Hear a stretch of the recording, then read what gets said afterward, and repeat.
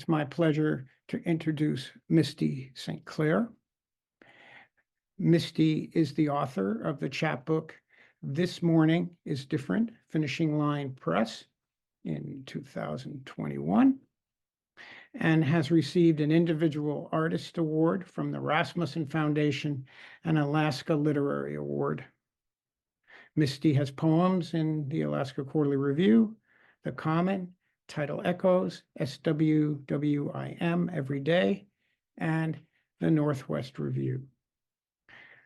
Of Northern European and Tanana Athabascan descent, she's enrolled as a member of the Native Village of Minto and currently lives in Lingít Aaní, Juneau, Alaska. She is an editor for the Alaska State Legislature, and it is my pleasure to send it over to Mistee.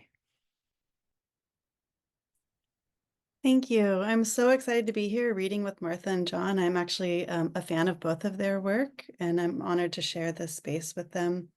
I did want to thank Ron for your dedication to Alaska Quarterly Review. It is one of my favorite journals, and I'm very grateful to be welcomed into the family and into this space. And thank you, Danny, for hosting and putting this event together.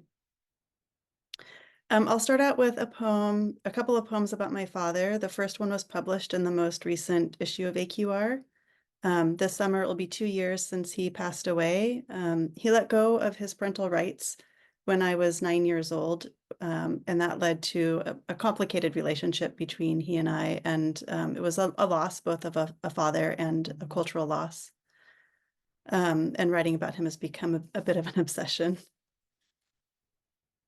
At the BIA office.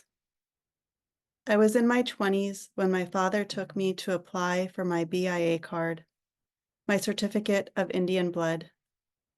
Like he was reclaiming me. We spread out my library of identities, blood birth certificate, adoption papers, after birth certificate. All those old papers creased and yellowing, an official sticker barely hanging on. Proof once I was his. IDs, mine with a name that never really fit, and his with a name I had lost. I was 9 when he signed papers surrendering his rights to me, and for years we barely knew each other. The forms ask, who is my father? Who are my ancestors? How much blood? And then later I again proved my making when I received our tribal ID. It has a picture like a license, and I told myself it's a luggage tag with his name and address, returning me to him. Sometimes I get out those papers and rub my thumb over the ridges of an embossed seal. I have wanted to throw them all away. It's hard to remember what we needed to prove. How long I believed I was misplaced, lost between birth, rebirth, paperwork, and blood. I spent weeks caring for my father while he was dying in hospice in Fairbanks. It was summer, wildfire season, and I came back to Juneau to rain. Rain, grief. Coming home to rainfall and salt, the earth exhaling moss and petrichor, ocean decay. Warm shades of green, the sky opaque, harmless as a moon jelly. The sky so white, the white not an absence, but a uniting of all. And the rain, the same rain that fell on ancestors, the same rain that fell on the ancients, falling on me now. After weeks spent inland tasting forest fires, split wood and carbon, forgetting everything I knew of rain, my mouth waters. Whipping sheets of rain, unguttered roofs, beating brims of leaves, pooling depths of flowers kind of rain. Rain at the ankles, unbearable, heavy-limbed, sweltering, scrubbing sand and grit from hollows of the sky kind of rain. Woolly, shaggy, bear hug rain. Easing into a mizzle. Into rain you can't see, only feel. The sky a white raft floating down the mountains. the sky offering an oar. 19 days have passed, raining each one. Is this rowing, or does it only feel like rowing? The mountains raise a glass, nod in your direction. The sky reaches over, tucks in the edges. Leaves drip days, some flowers sag. Wet wood smokes. A worm shakes the grass. The last wheeze between window panes. Time condenses, as in 1 month atomizes 3, spreads 6, sows a year. And still, you now, ash in the ground, this is as close as we'll ever be. Mist on my skin, in my body now, a wild weed. I often dwell on relationships, and sometimes that includes my children who are hard for me to believe now adults. So this next poem I wrote when one was pulling away as teenagers often do. Putting up fish. Rows of Yukon kings hung in strips over alder frames. A tin shack held the smoke, so it drifted around the fish, which dripped a dark orange oil onto blackened soil. The run was thick as willows, and twice a day the men took the boat across the river and pulled in the nets. The women spent their days and nights gutting, stripping, and hanging the salmon. And I was full with you. I took the smaller fish while you flopped in my belly, and when I ate the strips, I felt the alder and ash, the oil and river hurl through us.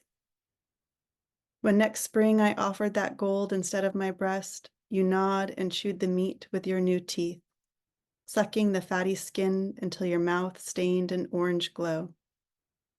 That was 17 years ago, when I believed we were still one, and that you would always want what I wanted, what little I knew.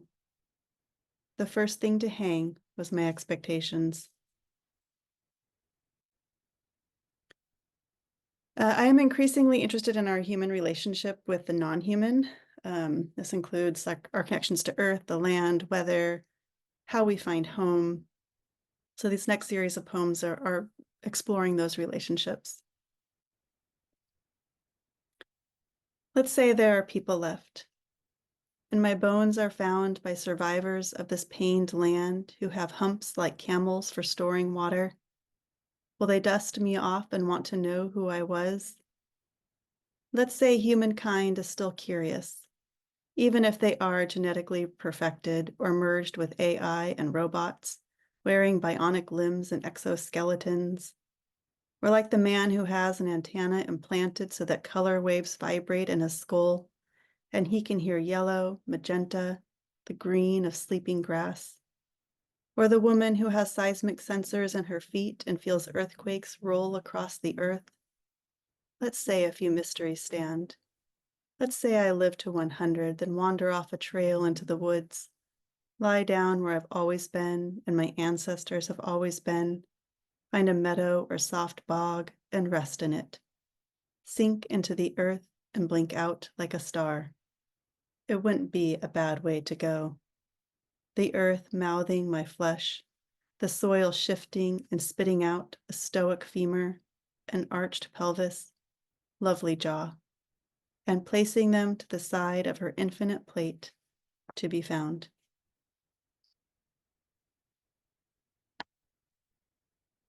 I admit I live in a rainforest and I often dream of living somewhere warmer, especially if I've been traveling and there's real summer.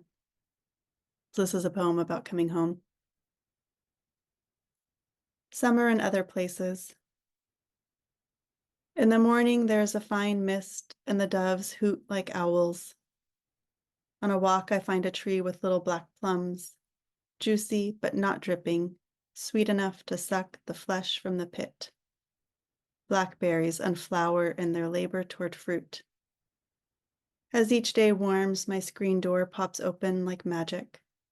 Someone gives me carrot blossom honey. I hang clothes to dry under the sun. Nothing else happens. I don't seem to exist. I am reminded of how earth still smells of my grandmother and her bees. And when I return to my own home, it is raining, or it is about to rain. Sweet dried grass scent on my skirts.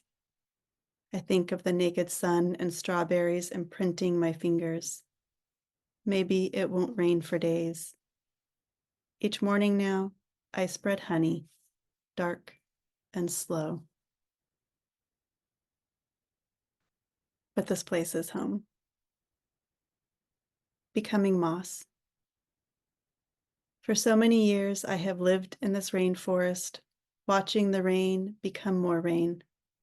Cattail moss hanging from branches like a carpet of coral, thrown over logs like blankets, if green could be gold. Whenever I found myself in the desert or anywhere with a strong sun, I would think, I could be happy here. Because I wanted to persist, I told myself I could grow anywhere. Because so many rainy days I thirsted for the sun to plump me, I dreamed sun. I dreamed sun. But always there was a thin thread that held me in place. I thought it meant loosely attached. I thought it meant not rooted. But lately I've learned to keep low to my own boundary layer. Something about growing into a place. How slowly I saw my own simplicity. I never desired an ambitious flowering. I don't compete well. Now, when I come home from far away, the air tastes wet on my body. I open my palms to funnel the rain. Permeable to home, loyal to this land. It means I don't transplant well. I know this now. These last two poems are new. I live in Juneau, very close to a neighborhood that is in the path of an avalanche, or a future avalanche. And homes here have been hit in the past, and they likely will again. A natural history of an urban avalanche. Taku winds, temperamental snow. Yada-at-Kalei, the mountain's beautiful face, sheared to her shoulders. Fracture line, snow river flank, unstable mass breaking free. Slough, slab throwing its weight into momentum. Clouds of crystals, forest flotsam in splinters. Snags become nesting holes. Within a season, nettles.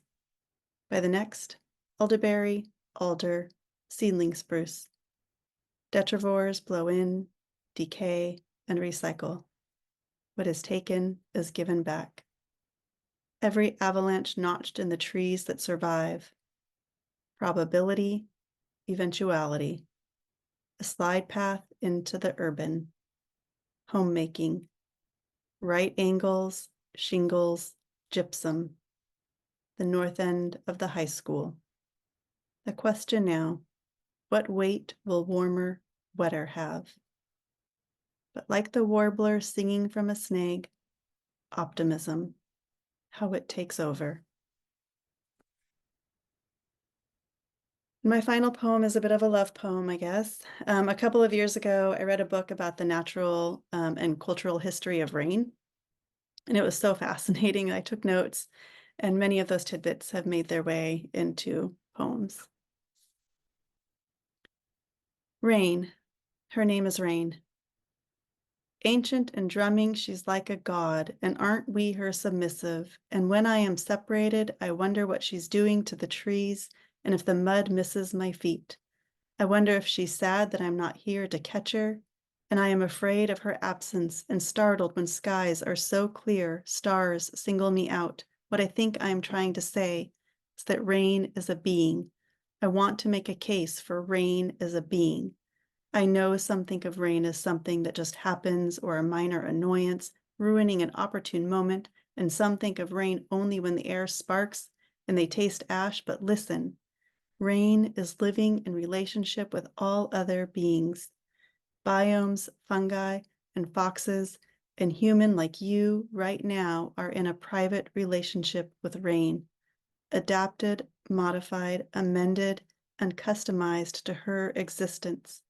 Imagine rain unsinking from soil, withdrawing her botanical breath or gray scent of wet rock, falling back up mountains and then rushing from the sky. Imagine, after the only sound is the grit of salt, stirring into dust, and you smell rain in your sleep like someone you once knew, and in your dreams you carry notes you collage by blues and grays from memory.